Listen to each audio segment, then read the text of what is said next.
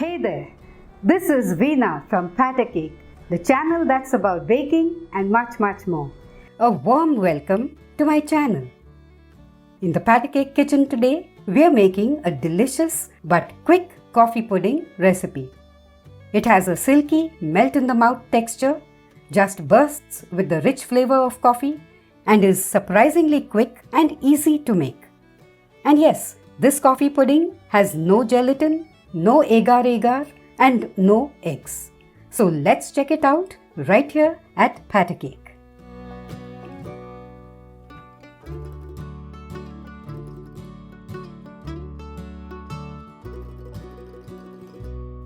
In this vessel, I have very hot water, and we are going to start by preparing something we'll use at the end of this recipe, a melted chocolate topping. Here I have around 3 tablespoons of grated dark chocolate that I'll melt using the double boiler method along with 1 teaspoon of ghee. In place of the ghee, you could use butter or oil. This vessel on top is not in contact with the hot water below. The chocolate will melt in just a few minutes. We'll now set this aside and start with the pudding. We'll be using corn flour, also called cornstarch, as a thickener in this recipe. So let's prepare a smooth slurry using a 1/4 cup of corn flour and a 1/4 cup of water.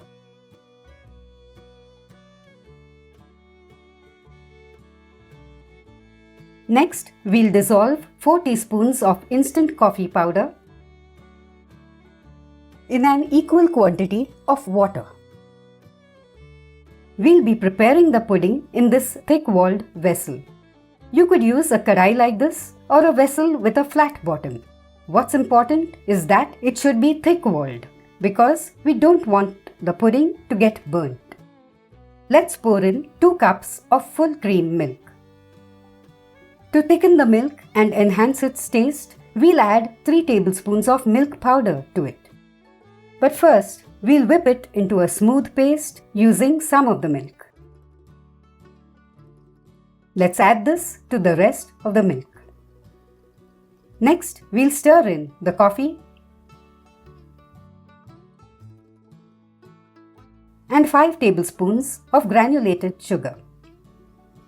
Let's now cook this mix on medium heat, stirring it till the sugar dissolves. Okay, we can now add in the corn flour slurry we had prepared earlier. We'll add it with constant stirring. The heat is still on medium. After a few minutes, the pudding mix will start thickening.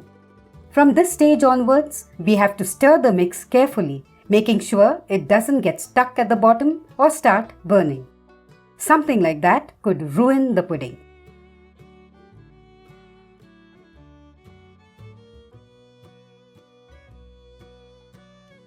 Once the mix starts bubbling, we'll stir it vigorously for around 3 minutes to give the corn flour enough time to cook and let the pudding become sufficiently thick. Our pudding is now thick enough, so we'll take it off the stove. Let's ladle the pudding into 2 steel dessert bowls and 2 glass ones. I'm setting the pudding in individual servings, but you could also pour all of the pudding mix into a pan or a large bowl. Let's tap the bowls on the tray to level the pudding surface as much as possible. I'll now show you a few easy ways to decorate the top. You could add a sprinkling of chopped nuts all around the edge and add a little grated chocolate in the center. Or add a few drops of the melted chocolate topping and then join the dots with a skewer, like this. Or you could spread a little of the melted chocolate on the top and then sprinkle some chopped nuts on it. Or add any kind of topping of your choice. I'll now chill the pudding in my fridge for around 3 hours. You could also chill it overnight. Here's the chilled pudding. Now let me show you its texture.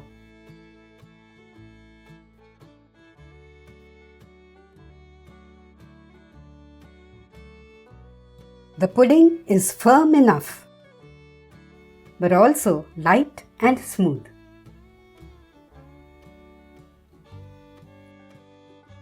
And it's so delicious. This quick coffee pudding is the classic tasty dessert you could make when you are pressed for time. Do make it and enjoy it with family and friends. And don't be surprised if it becomes your favorite dessert.